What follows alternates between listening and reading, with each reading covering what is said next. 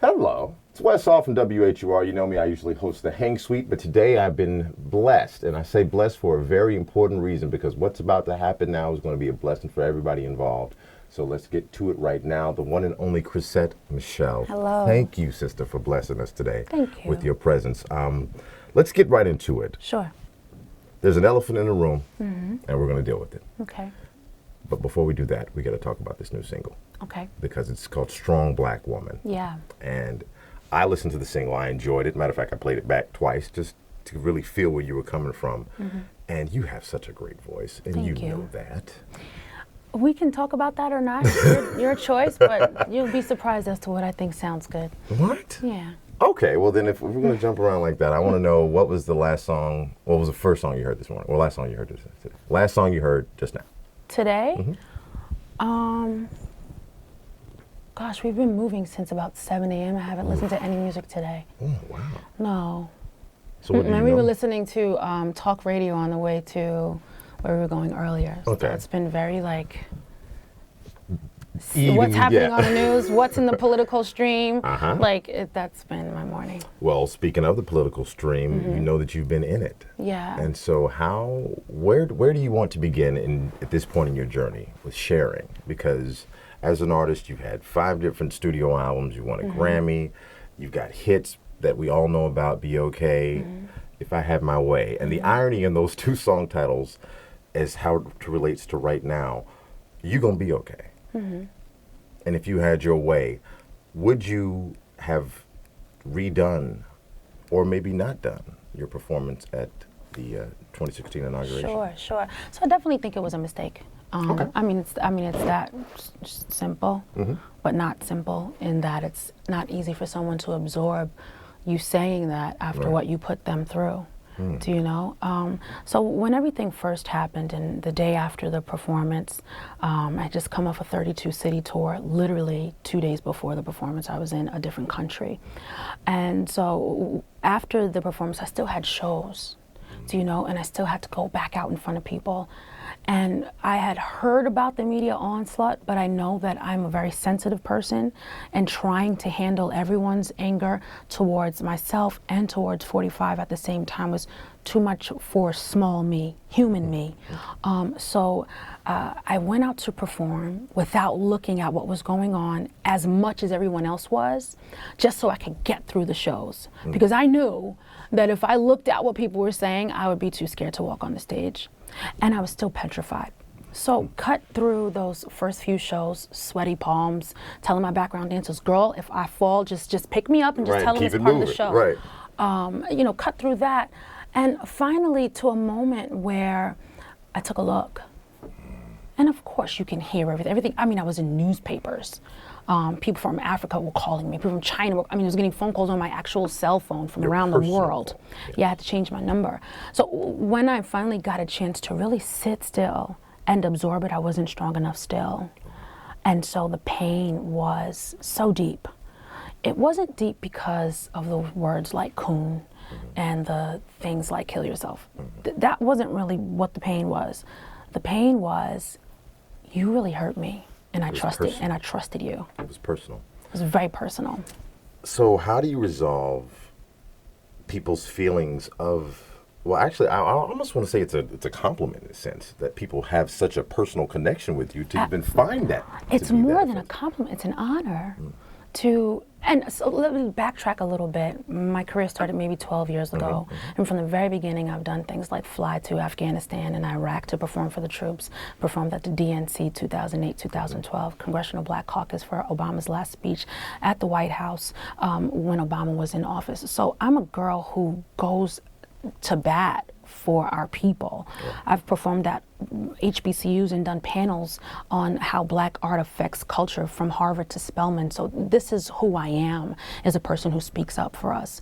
So when I made the choice to perform at this inaugural ball, my intention was, we're really hurting right now. And if anybody's watching, I want them to see that it's okay to still be hopeful.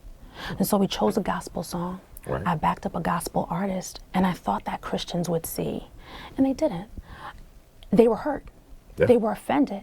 And reasonably so, because from what they were seeing, you support Trump. What I was seeing was, I support you. And so it's okay to apologize for hurting somebody. How do you feel about, we talk about irony sometimes with song titles, and the fact that you performed the song titled Intentional with Travis Green. How intentional were your actions in the performing? What was your intent? Like, just simple, you know? Sure. So when Trump got into office, like that day, I remember being up all night, watching the news stations and waiting for them to say, Hillary is, long story short, I had a photo of myself in a very risque experience to celebrate women's liberty. It's here. So for me to clarify, so you're saying you were booked for the inauguration regardless of who was winning? No. That all happened much later, after the swearing in and everything that. But that time, when we found out, just like everybody else, I was in. I was in shock, like the world was going to end. I remember one of my Bayesian friends saying, "Well, you can come live here in Barbados." Like, I was devastated, like everybody. I'm not the only person. So handling that shock and knowing that I felt hopeless meant to me that so many of my sisters felt hopeless, and that together we can get through this. And I couldn't think of, saying, no, I won't sing a song about hope in this moment. At first they asked me to sing the national anthem. I said, no, thank you. Okay. And then they moved it to, well, can you sing one of your songs? I said, absolutely not. Yeah, this is not a love song space. I said, here's an idea. Myself, Travis Green, Jonathan McReynolds, and Ty Tribbett performed a song for the BET gospel event on television, and it was really uplifting and powerful. I said, if I'm going to perform, let it be something that's uplifting and hopeful. And we didn't know they were going to say, yeah. So I called my mom, and I'm like, Mom, and she was like, if that's what the Lord is calling you, or that's what you feel in your spirit to do, to uplift your people, then that's what you do. Did you ever expect, you knew there was going to be some backlash, as you said before. You knew that people were going to say things of coon, kill yourself, like that's typical. I haven't seen the word coon in years. Yeah? I looked it up. I'm a millennial. I wasn't here for the marches in the 60s. Like, True. With all due respect. No, I totally understand that, and that's why, were you prepared? What was your reaction when you saw those words? Yeah, and so when I finally felt the weight of Black Twitter, the weight of the Black community kind of screaming out, and it felt like in unison, if I can be so presumptuous to say. I hate to call it unison, only because there was some harmony. Okay. There were people who were really hurt. Okay. That's a note. Okay. There were people who were really hateful. That's another note. And together they made a chord. And so at the end of the day, my thing was, this is uncomfortable for me, the person, the human. Not only am I devastated about the outcome of the presidential election, I'm devastated about people taking all of this out, all this anger and frustration out in the social media space. The people who were genuinely hurt, I was hurt. The people who were hateful, I was hurt. I didn't know how somebody who had 11 years of the history that I've had, who's done so much, would be totally forgotten and only the girl who sang at the inauguration. Again, while I understand the frustration because the perspective was different, they didn't understand my intention, totally understandable, it still hurt. So what are you doing to move forward? Sure, so this all happened 9-10 months ago, right? That's when it began. And there was a space where I was suicidal. I had suicidal thoughts. I went to my therapist and I said, I think my thoughts are really bad right now. Like, there's Bacardi on my dresser next to a bottle of Xanax. I don't know if this is okay.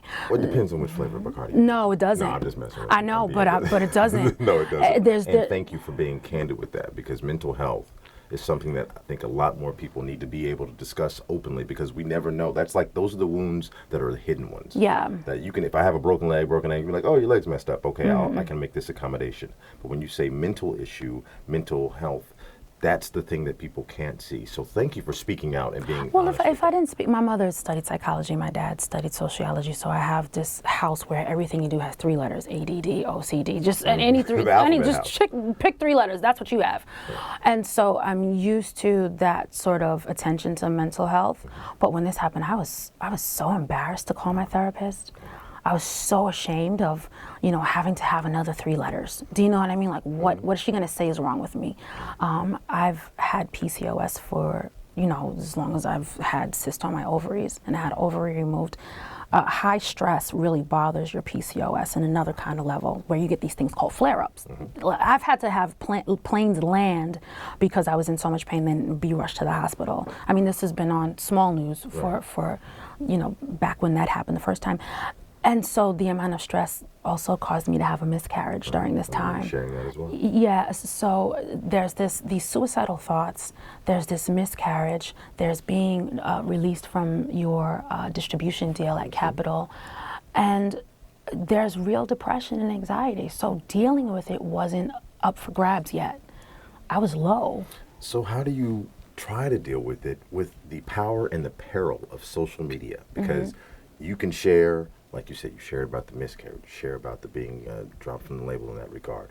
And yet, if you look at any of the comment sections, it's, oh, no, she didn't have no miscarriage, that was such and such. Yeah. How do you deal with that? And feel free to address it directly, because I'm the type of person, I hate some of my comment sections. It's like, no, I really did that. I was standing right there. There's 40,000 people that saw me do it. Well, I received loads of emails and comments of people who've been through it also. Okay. So I knew that at the very least, my experience was something that someone else experienced, and that was common ground. I received loads of emails and much in the comment section about people who've had bad thoughts. And so I knew that experience was common ground. But how you deal with it is you just know that some people are going to be mean. You have a tough skin, but I still hold fast to the idea that people are inherently good. I still want to believe that we can come together, that there is a such thing as healing, a such thing as unifying, because if I don't do that, then I've really lost hope, and there's no point to be here. You have no hope. Do you know what I mean? Absolutely.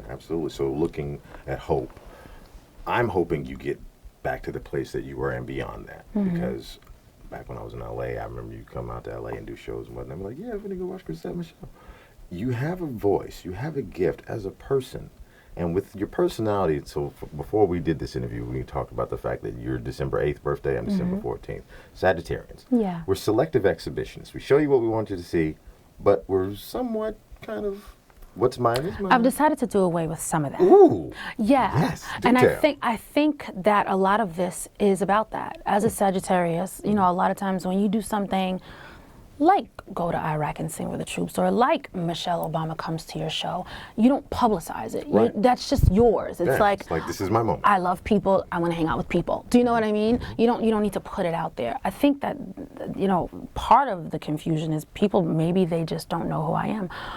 But dealing with it, the other side was, my fiance, he gave me a 200-hour course at a yoga space where I got my yoga certification. And during that time, I turned my phone off. It's okay to turn off your phone. And I think that, as celebrities, as public figures, we feel like we have to absorb every single thing that comes at us. But when your phone goes off, you don't hear it as much, and you can get alone with yourself. And it took me getting along with myself. And one of my favorite things I learned was, and this was the turning point for me, Yogi Charu, the yogi that was teaching us yogic philosophy, basically what he said is, if you don't stand for social injustice, then you're allowing social injustice. And I was like, because sometimes we passively say, I don't support that. Right. And then other times we say, that's wrong, this is how it needs to be fixed, this is what I'm going to do to fix it, let's join together. You make a movement. There's an action behind it. Yeah, there's an action behind it.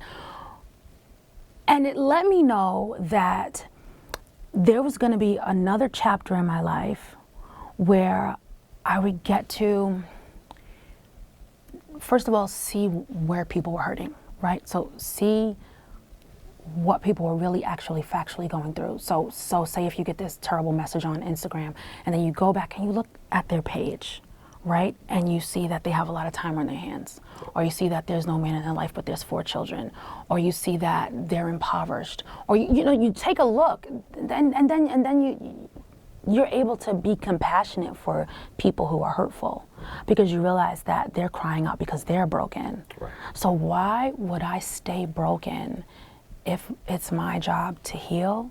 If you need healing, that's almost more selfish. So I'd rather pull it together, heal, and stand back up again. And you put out a song called Strong Black Woman. Put out a song called Strong Black Woman, and be a movement called Strong Black Woman. Do you know? How important is it to you to get that message out now, knowing, like, why did you choose Strong Black Woman, knowing that it was, in general, a lot of black women that had grievance with your previous actions? To celebrate them. Okay. Do you know, I wanted to make sure that the first thing that came out of my mouth before I said, this is what I've been through, this is my story, is I salute you. Do you know what I mean? Because there are these women. When I went out to perform, there were people at the shows. Do you know what I mean? Over the last 7 months. And I was shocked. Because to me, it was like, social media looks this way, but there are people sitting in those seats. So thank you. Right. Do you know what I mean? Maybe they saw what happened before all of this. So I wanted to do a song that celebrated them first. This album is really touchy, though. It's called Out of Control. It's about me losing control. It's about the world being out of control. It is political, like an album I did called Let Freedom Reign some years ago. And so I'm really excited about being brave about what I think about the world and about America this time around. That leads me to my next question about a statement that you were quoted as saying, I think I read it out of the Wild Post, you said you're no political genius. So now you said let freedom reign, no political genius, and now understanding that what has happened to you, how important do you think it is to be more aware Woke. of, straight up. Yeah. And I ain't talking about the pseudo woke. It was like, oh, everything's, real. Talk to me about the pseudo woke. Pseudo woke is, And then I'll tell you what I think. Okay. So for me, the grievance that I have with woke is there are different people at different stages of woke. So pseudo woke is those who've just been introduced to it, and therefore everything is a trigger to their wokeness. Real woke is understanding what really is your opposition, what really is your placement, and what really can help you, and what are your allies, etc. So a lot of people that claim woke just woke up. And now they're pointing fingers at everything. Pointing fingers at everything. And that's pseudo woke. Pointing fingers at everything. Exactly. Pseudo woke does not say pseudo woke is not self-confident. Pseudo woke does not know its own self-worth. Pseudo woke is still trying to find. It's like walking in a dark room trying to find the walls. Yeah. Real woke is I know what's in that room. I can choose to go in there or not. I can go to this one. It's a more educated and mature phase of the process. Right. So I came into this, like we said before, as a millennial 10 years ago, so straight out of college. And so when you call me and ask me to go to Iraq and Afghanistan to sing for people who are giving their lives for us, it's no questions. Right. Do you know what I mean? I think that was awake. I sang for Barack Obama at the DNC twice, and sat with different politicians, mayors, and asked how I could be a part. I think that parts of that was awake. I went to Harvard and Spelman and so many schools in between, high schools, elementary schools, and talked about how art can affect Black culture and literacy and just being a strong woman in general, being an entrepreneur. I have a mentorship university program online that teaches young women how to build businesses and business administration and win at being an entrepreneur. So I think that's awake. As a Christian, a lot of times we say, how can I fix this? And sometimes those are matters of the broken heart more than the matters of social justice. So as a Christian, I'm awake. But this time, I might have chosen the wrong place to say, I can fix this. I see you have a broken heart. And I love the honesty in that, because I have to be candid. When I saw that you were going to perform, I was like, I wouldn't have done that. And that's my prerogative to choose, so as it was yours to perform. And my only grievance was, because like yourself, Tina Campbell is going through her own situation. She voted for Trump. Right. And so, but the reason I mention her is the reconciliation with Christianity. Yeah. Because it's like you say, I'm a Christian, and then the person that you are surrounded by or next to does not embody the same principles. Now, they may espouse them, but they don't embody them. So I can say I'm Christian all day long. But Yeah, well, that's something I really learned was, you know, what does it mean in 2017 to be a Christian? I think it's more now than just saying I'm a Christian and God's going to fix it. Yeah. And I'm guilty of that because that, you know, as a secular R&B singer, I am the Christian girl who came on a stage and said, everything's going to be okay, God's going to fix it. Right. Do you understand what I'm saying? And I don't know if that makes you a Christian. I think maybe what makes you a Christian is what you do with your own hands to fix it, as opposed to just saying this is going to be all right. And a lot of times, so we'll hear these amazing gospel artists singing songs like it's going to be all right, everything's going to be okay, but they're not coming to Washington, D.C. So again, it's that, you know, thing of me spending all this time in Washington, D.C., and, you know, metaphorically speaking, versus that one moment where I said, okay, it's my Christian duty to, everything's going to be okay, God's going to fix it. And I don't know if I'm going to do that again. Yeah. I really don't. And a lot of my Christian friends are looking at me sideways right now for saying that. Because I've said that a couple of times over the last few weeks, is because they say, well, maybe now's the time for you to put your gospel album out. And I'm like, why? Why? Like, what's that gonna fix?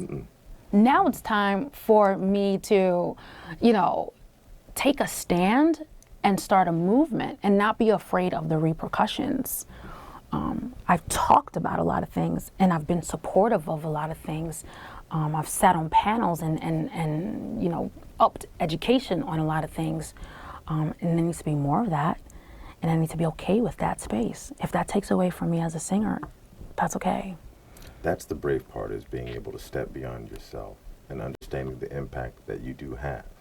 It's scary to have that much impact. So imagine those who have more.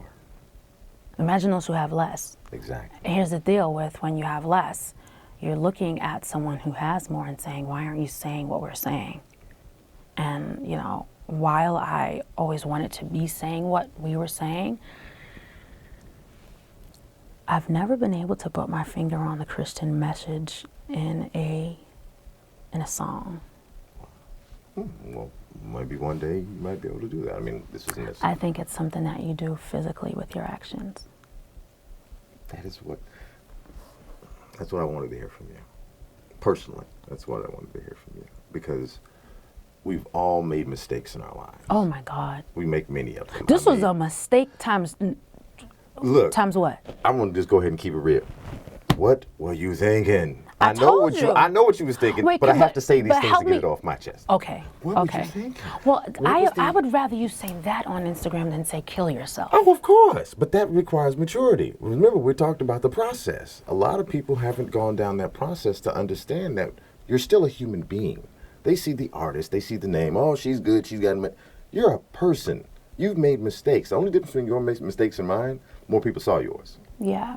See, that's the difference. So I can't sit there and throw you under a bus because as karma, as God, however you may feel it, 2 weeks from now, it might be my turn. So I don't want to do that. The grace I want to receive is the grace that I give. Yeah, I appreciate that. When you make a mistake, I have no problem with that. My question is, where's the mea culpa? Own your mistake. And then say, I messed up. We're going to have a Chrisette Michele I Messed Up tour.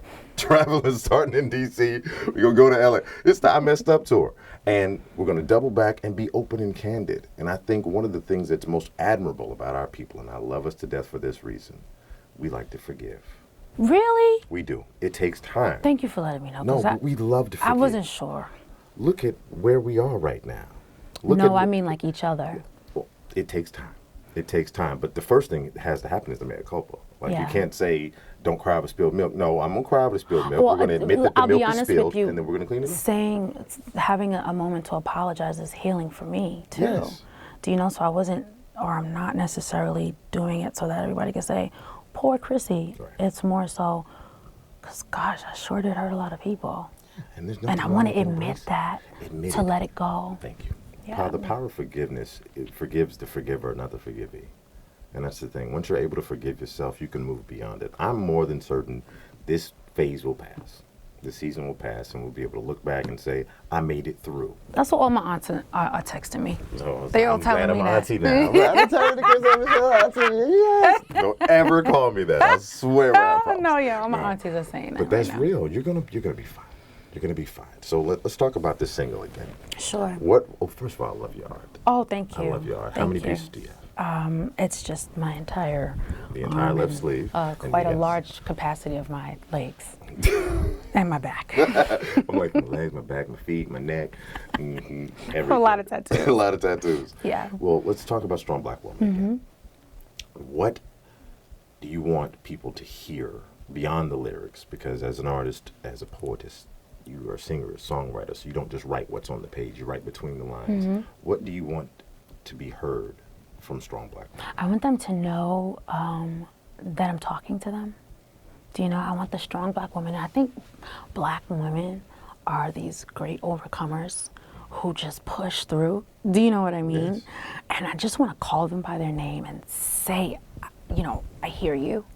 You know, like if you're in the middle of a forest somewhere and you're abandoned, but you know, like there's people out there, you know, just shout the person that you need, the person that you love, the person that you want to see, the person that, you know, I wanted to shout their name.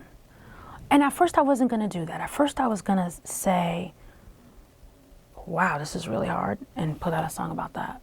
Wow. The name of it isn't Wow, This Is Really Hard. Right. You'll hear it later. It's called Out of Control. That's a pretty cool song title. Wow, this is out of control. Wow, this is, yeah, well, that's a single later. But I was going to put that out first. And then I said, you know what, Black people, I don't know if we like pity parties. I don't know if we like to say. Not in public. Not in public, and not when it involves all of us. Right.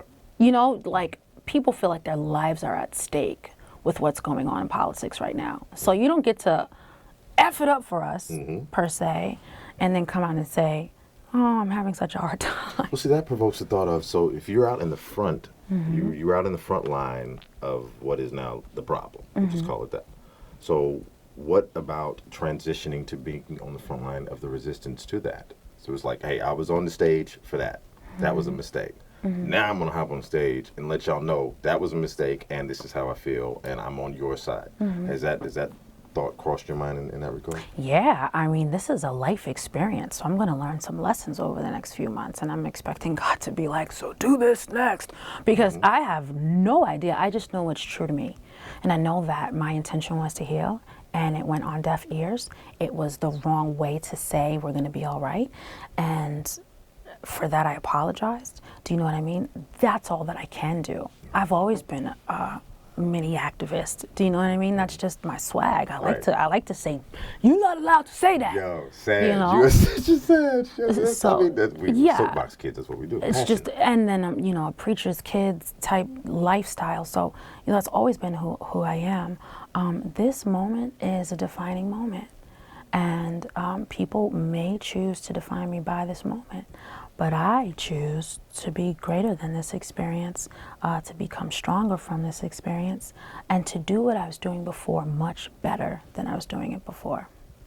That's what I wanted to hear. You wanted to hear a lot. I wanted to hear a lot of stuff. You know why I wanted to hear it? Because I took it personal. I'm sure. I took it personal. I was fuming because of, like I said, it wasn't a mistake part. It's like, all right, it's like, don't do it. You did it. I was like, all right, she did it.